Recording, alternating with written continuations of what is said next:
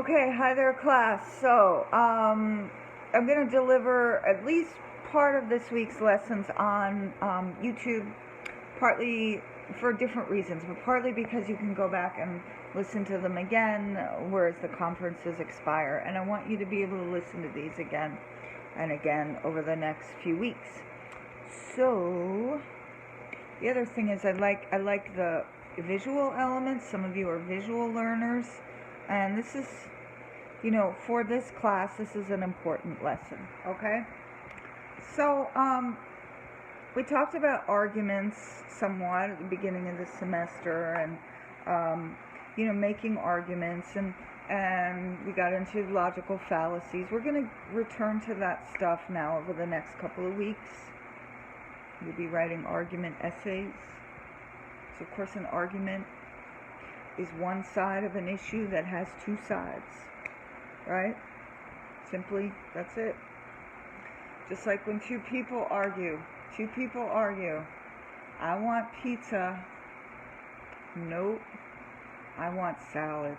Okay, husband and wife argue, we're going to have pizza tonight, nope, we're going to have salad. They argue, and they each give their reasons why. Salad's healthier. Yeah, well, we've been eating healthy. We need a break. Let's have some pizza. Okay? So, you make an argument in an argument essay, and, you make an argument in any kind of essay you write, right? But specifically in the argument, or also known as persuasive essay, you make an argument or a claim, also call it a claim, a thesis, argument, claim, thesis, about an issue, okay? So some of you wrote about issues already, pro-choice versus pro-life, for example. So for your argument or your persuasive essay, you'll pick one side of that issue, okay? So you've read some argument essays in here. It should be debatable, shouldn't be a fact, should have two sides, okay, and you should be able to prove it, and you have to prove it in different ways, and some of those are creative ways, and some of those are the way you put stuff together. It's the way you put the facts and the statistics and the data and the examples together, okay? So that's where your creativity comes in, is how you put all of your support together to make a really strong claim. It's a well-supported claim or argument or thesis. So one tool that you can use in the argument essay, and by the way, and I'm saying this now because I want to make sure you listen and watch, okay? Because these lessons are important for you to watch, to listen to, so you can effectively complete the assignments. So I'm going to be giving assignments in here for you to do, but they'll be throughout. Clever. Okay? I'm going to be staggering assignments throughout. Okay? So I'm just pulling props from my table, and I'm going to use these props to make arguments about different issues. So let's see, prop number one I have.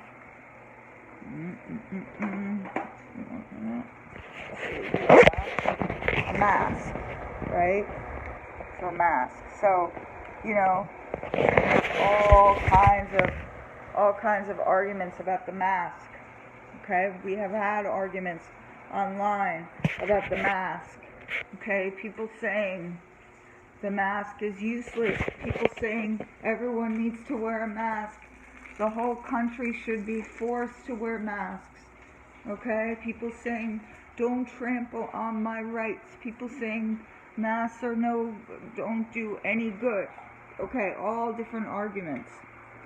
So I make the argument that, let's say, I would ask you at this point out loud if you want, you might make an argument about about mask wearing.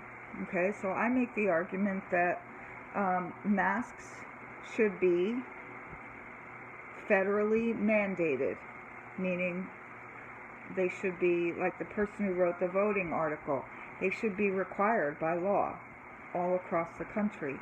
Everyone needs to wear a mask, except my dog. Okay, dogs don't need to wear masks, but all people should wear masks. Alright, so I bring in all my support for this, right? And what's that going to be? Well, it's going to be, looking at how masks protect. Okay, what do masks actually do? Okay, you always want to ask why with your argument, your thesis, your claim. Why? So remember that. Why? Why should they wear masks? Why should we wear masks? Well, because they protect against the droplets. The droplets will carry the virus. Okay, and then I might look to countries that have worn the mask, and they all wear the mask, or mostly wear the mask, and oh look, only a couple of hundred people have the virus, right? So I pull from all different sources. Maybe I have a quote in there from Dr. Fauci or Dr. this one. Okay, so I'm breaking it down, looking at the facts. Okay, I'm first asking why, and then I'm answering why. Answering why by breaking it down, looking at the facts, looking at the data, okay, looking at other countries that have done this, okay? All right, good. So, that's number one, and I think a lot of you know this already just from what we've done this semester, okay? But that's number one importance. Just, if you do know that already, just to remind you, okay? Now, the other way to support an argument is it's really clever and fun, actually.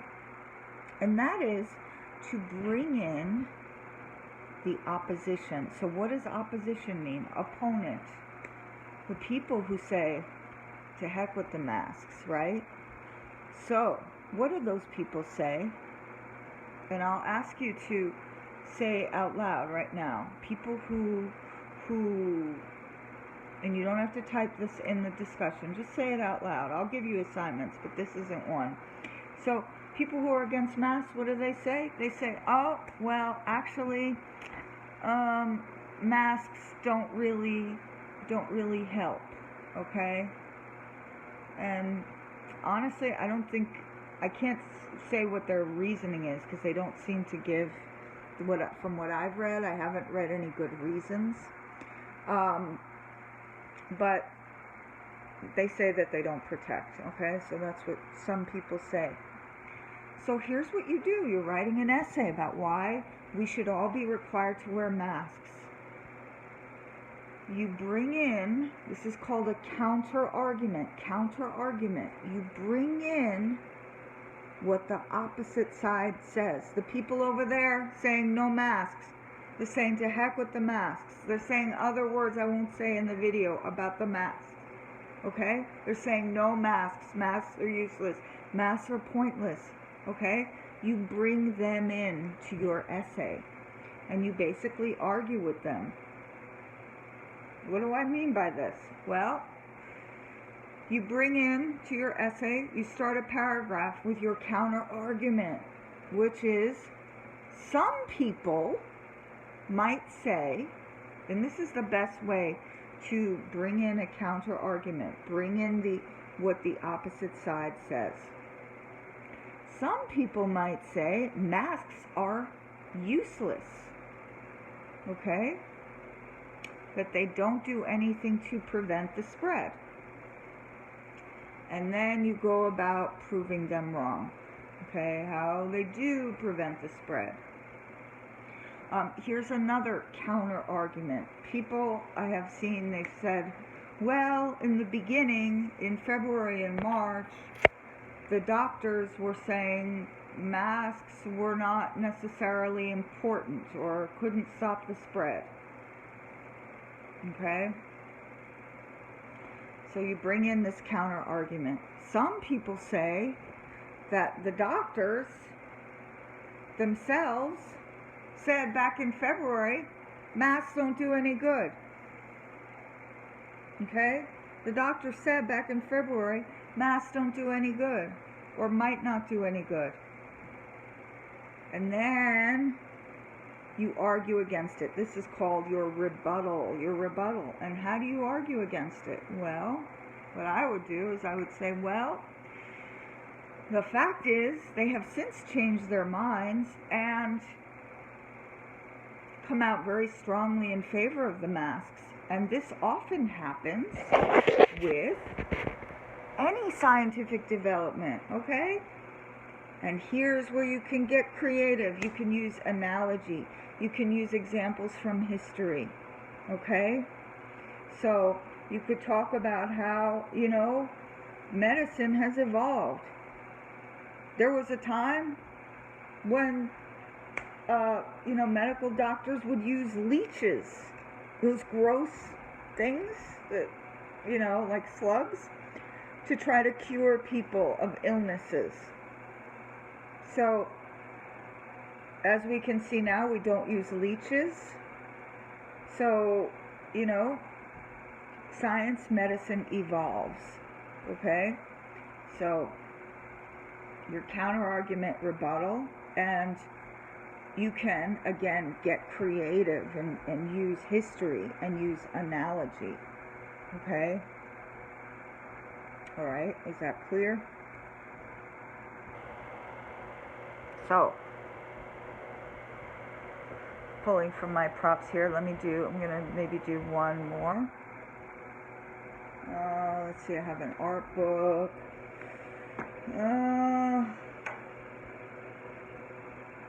Okay. Alright, so I'll use the art book. A little change of pace away from coronavirus. He's a wonderful artist, Edward Hopper. Okay? Beautiful,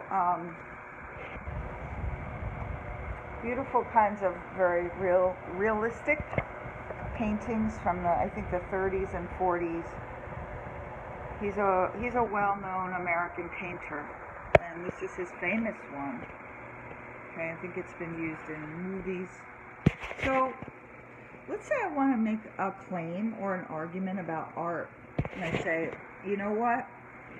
Art should be required in all schools, say maybe K through 12 and maybe even college. I don't know. I would have to really refine my claim, my argument. But I say, hey, we need art required in the schools. I'm into all this required mandatory stuff today. Feeling bossy. Okay. So let's say that's my claim, my argument, right? Art should be required in the schools. Okay? Maybe art appreciation, maybe making of art. Then, of course, I want to ask why, right? My why would be, well, it actually, creative expression can help with critical thinking and can help with memory and can help to expand the mind. And, I might have various reasons why. Okay. So, then I bring in my counter argument. What's the counter argument to this? I'll ask you to just say it out loud. Having art in the schools, requiring art in the schools. What would most opponents to this idea, what would they say? Why would people disagree? Well, probably they say, this is not necessary. This does not put food on the table. This does not pay your bills. This is not math, right? This is not home economics. It's not science. It's not business, right? This is not practical. All right, so then I need to come up with a rebuttal. My rebuttal? Well, maybe. So one way to do a rebuttal, you can agree with the counter argument. So I start my paragraph with my counter argument. Some may say this, it should not be required because it's not practical. It's not necessary, like other subjects. Then my rebuttal. However, this actually can help students to do better with business, math, science, home economics, all kinds of stuff. And then I explore the different ways that art, can actually help learning and help with different aspects of the brain, cognition, study, right? Okay? So maybe I explore the idea that, but it can make them more open-minded, sensitive people, and then they can be better nurses, better doctors, better lawyers, better teachers, right? Better police. Okay, so counter-argument rebuttal. Right, good. So I'm going to assign you now. This is going to be fun, because I want you to have fun with this. Some of this is, it can seem like it's really, dry, logical. What's the claim? What's the argument? What's the logic? How do you support it? But you see, you can have kind of fun with this and get creative in different ways. Counter-argument rebuttal is one. Looking at different ways of supporting your claims is another. Analogies is another, right? So I'm going to ask you to do this. Come up with a counter-argument or a rebuttal, okay?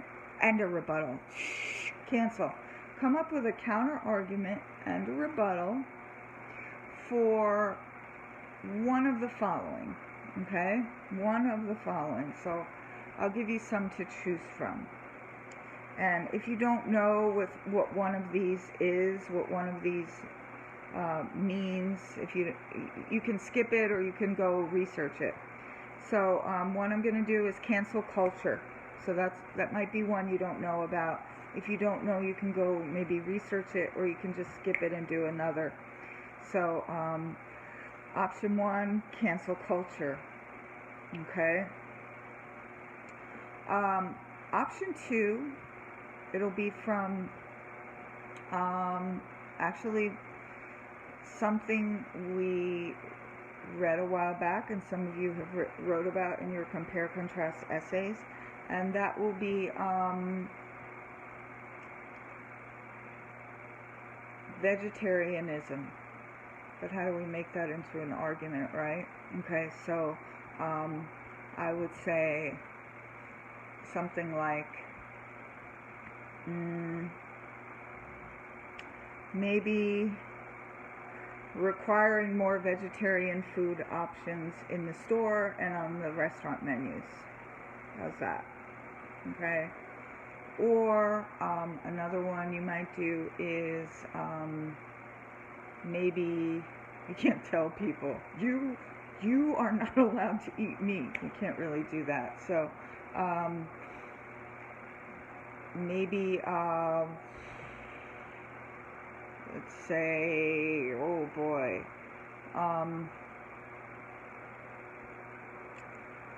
having more like closely watched humane farming techniques. So the farmers have to be kinder to the animals. They have to do certain things to let them wander more, and they get